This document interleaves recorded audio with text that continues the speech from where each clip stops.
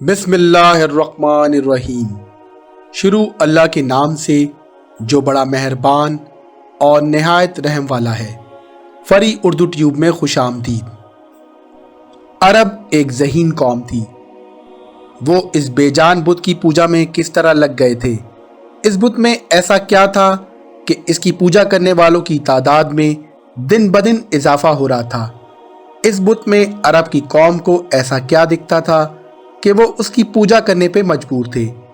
क्या उज़्ज़ा नामी अरबों की देवी सिर्फ एक बेजान पत्थर की बुत थी या फिर कोई मावराई ताकत। अरब की कौम हज़रत इस्माइल अलैहिस्सलाम से ताल्लुक़ रखती है। ये लोग पहले तौहीद को मानने वाले थे और हज़रत इब्राहिम अलैहिस्सलाम के दीन के पैरोकार थे, लेकिन फिर इब्लीस ने इन्हें बहकाकर कुफ्र, शिर्क और बुत परस्ती में लगा दिया। अरब के मुशरिकीन बहुत से बुतों की पूजा करते थे, लेकिन इन तमाम बुतों में 3 बुत बहुत ही अहमियत के हामिल थे। इन बुतों के नाम लात, मनात और उज़्ज़ा थे। अरब के मुशरिकीन इन तीनों बुत के आगे कुर्बानी करते, मन्नतें मांगते और इनका बड़ा अदब और एहतराम करते थे। अरब की जाहिल कौम लात, मनात और उज़्ज़ा इन तीनों बुतों को मानते थे, लेकिन इन तीनों बुतों में सबसे ज्यादा बुलंद मकाम उज़्ज़ा को हासिल था। उज़्ज़ा के लफ्जी माने सबसे ज्यादा काबिले इज्जत हैं। अरब के मशहूर कबीले जिसमें बनु कुरैश, बनु सलीम, बनु अतफान, बनु सकीफ, बनु किनाया और औसे खरिज शामिल हैं, वो उज़्ज़ा देवी की पूजा किया करते थे। मौरखीन के मुताबिक लात, मनात और उज़्ज़ा ये तीनों बहनें थीं, जबकि कुछ मौरखीन के मुताबिक लात और मनात तो बहनें थीं मगर उज़्ज़ा उनकी माँ थी। मुशरिकीन के अकीदे के मुताबिक लात अमन, खुशहाली और रहम और इंतकाम की देवी थी।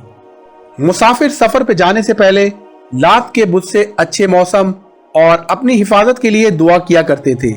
लात के जितने भी बुत हैं उसमें एक बात देखी गई है कि इसके एक हाथ में खजूर की एक शाख थी और ये बुत एक शेर पर सवार रहती है। इस शेर को अरब की जाहिल कौम असदुल लात कहते थे। मनात के बुत को किस्मत, दौलत और मौत की देवी माना जाता था, जबकि उज़्ज़ा अरब के ज़माने जाहलियत का एक अहम बुत था। ये बुत ताइफ के नज़दीक नस्ब था और कुरैश की कौम इसको बहुत ज़्यादा अहमियत देते थे। कुरैश की जाहिल कौम जब खाना काबा का तवाफ करते तो उस वक्त भी इन बुतों का नाम लिया करते थे। इसकी एक वजह यह भी थी कि लात, मनात और उज़्ज़ा के अलामती बुत खाना काबा के अतराफ में रखे हुए थे, लेकिन इनके असल बुत जो मंदिरों में मौजूद थे वो ज़ाते अर्क के इलाके में थे और उनकी पूजा करने अरब के दूर दराज के लोग मंदिरों में आते थे और इन बुतों के आगे चढ़ावा चढ़ाते थे। इन तमाम बुतों के आगे कुर्बान गाह भी बनी हुई थी जहां जानवरों की कुर्बानी दी जाती थी। अरब की जाहिल कौम नऊज़ु बिल्लाह ये मानते थे कि ये तमाम देवियां अल्लाह की बेटियां हैं। अरब की जाहिल कौम के नज़दीक उज़्ज़ा इज्जत, हिफाजत, अफजाइश नस्ल, हुस्न, जज्बात और मोहब्बत की देवी थी। असल में इन तीनों बुतों के साथ 3 शैतानी चुड़ैलें मुंसलिक थी। दरअसल ये शैतानी औरतें होती हैं। इन बुतों की हिफाजत और इनकी इबादत का तरीक़ाकार सिखाने के लिए इन मंदिरों में पुजारी होते थे। ये पुजारी लोगों को गुमराह करते और गुमराह लोग जो इन बुतों पर चढ़ावा करते थे वो उनको खुद समेट लेते थे। उज़्ज़ा का ये बुत खराज नामी एक बस्ती के मंदिर में मौजूद था। ये एक शानदार मंदिर था। इस मंदिर में दोबिया असवानी नाम का एक पुजारी उज़्ज़ा बुत की देखभाल और खिदमत करता था। मंदिर के थोड़े से फासले पर झाऊ के 3 दरख्त थे। अरबी में इस दरख्त का नाम असल है। ये एक सहराई दरख्त है और ये उजाड़ और बंजर सहरा में पैदा होता है। झाऊ के इसी दरख्त पर उज़्ज़ा चुड़ैल का बसेरा था। इस बारे में किसी को भी नहीं मालूम था कि उज़्ज़ा के जिस बुत की पूजा की जा रही है वो एक शैतानी ताकत है जिसका बसेरा इस दरख्त पर है। जब लोग मन्नत या चढ़ावे के लिए उज़्ज़ा बुत के पास आते तब वो चुड़ैल उस दरख्त से निकलकर उस बुत में दाखिल हो जाती थी और लोगों की बातों का जवाब भी देती थी और शैतानी ताकत को इस्तेमाल करके لوگوں کے مسئلے بھی حل کیا کرتی تھی۔ اس طرح اس کا آقا ابلیس اس سے بہت خوش تھا۔ جب اللہ نے ہمارے آخری نبی صلی اللہ علیہ وسلم کو مبعوث فرمایا اور جب آپ صلی اللہ علیہ وسلم نے اللہ کی مدد سے مکے کو فتح کیا تو کچھ ہی دنوں میں بتوں کی شامت آ گئی اور خانہ کعبہ کے اطراف جتنے بھی بت نصب تھے ان سب کو توڑنا شروع کر دیا گیا اور اللہ کے دین کا نور چمکنے لگا، اور خانہ کعبہ کے اطراف سے بتوں کو مسمار کرنے کے بعد مختلف علاقوں اور دیہاتوں میں جہاں جہاں مندر تھے ان بتوں کو مسمار کرنے کی باری آ گئی۔ آپ صلی اللہ علیہ وسلم نے تمام چھوٹے اور بڑے بتوں کو مسمار کرنے کا حکم دیا۔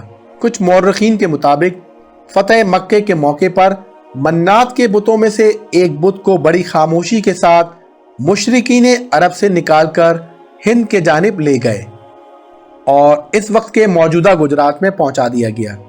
اس کے بعد اس بت کو ایک بڑے سے مندر میں منتقل کر دیا گیا۔ ہندوستان میں اس مندر کو سومناتھ کے مندر کے نام سے جانا جاتا ہے۔ پھر 450 سال کے بعد محمود غزنوی نے ہندوستان پر حملہ کر کے اس بت کو توڑ دیا۔ جب مکہ معظمہ میں تمام بت کو مسمار کر دیا گیا تو 25 رمضان کو حضرت صلی اللہ علیہ وسلم نے انسانی تاریخ کے قابل ترین جرنیل خالد بن ولید کو عزا بت کی تباہی کا مشن سونپا۔ آپ صلی اللہ علیہ وسلم نے حضرت خالد بن ولید کو حکم دیا کہ عزا کے مندر کے قریب 3 جھاؤں کے درخت ہیں، ان میں سے تیسرے جھاؤں کے درخت کو کاٹ دینا۔ لہٰذا حضرت خالد بن ولید حکم ملتے ہی خیرات بستی میں پہنچ گئے۔ جب حضرت خالد بن ولید 3 جھاؤں کے درخت کے قریب پہنچ گئے تو تیسرے جھاؤں کے درخت کو کاٹنے کا ارادہ ہی کیا تھا کہ اچانک عزا نامی چڑیل آپ کے سامنے ظاہر ہو گئی۔ عزا ایک خوفناک صورت والی برہنہ عورت تھی۔ عزا کی آنکھوں سے شعلے برس رہے تھے اور وہ حضرت خالد بن ولید کو گھورنے لگی۔ اچانک مندر میں موجود پجاری نے بلند آواز میں کہا، عزا حضرت خالد بن ولید کو قتل کر دو، اور پجاری نے یہ بھی کہا کہ اگر تو نے آج حضرت خالد بن ولید کو قتل نہیں کیا تو تم ذلیل اور رسوا ہو جاؤ گی۔ عزا چڑیل حملے کی نیت سے حضرت خالد بن ولید کی جانب بڑھی، لیکن اتنے ہی دیر میں حضرت خالد بن ولید نے اللہ کا نام لے کے تلوار کے وار سے عزا کا سر تن سے جدا کر دیا۔ جیسے ہی عزا زمین پر گری اس کا جسم آگ سے جلنے لگا اور کچھ دیر میں ہی ایک کوئلے کی ڈھیر بن گئی۔ حضرت خالد بن ولید نے عزا چڑیل کو قتل کرنے کے بعد اس کے بت کو بھی پاش پاش کر دیا۔ اس کے بعد اس مندر کے پجاری کو بھی قتل کر کے روانہ ہو گئے۔ واپس آ کر حضرت خالد بن ولید نے سارا واقعہ آپ صلی اللہ علیہ وسلم کو سنایا۔ واقعہ سننے کے بعد آپ صلی اللہ علیہ وسلم نے فرمایا، وہ عزا تھی اور اب وہ ہمیشہ ہمیشہ کے لیے ختم ہو گئی ہے اور اب اس کی پوجا کوئی نہیں کرے گا۔ اس طرح صدیوں سے جس کی پوجا کی جا رہی تھی اس کا خاتمہ آپ صلی اللہ علیہ وسلم کے حکم سے حضرت خالد بن ولید کے ہاتھوں سے ہوا۔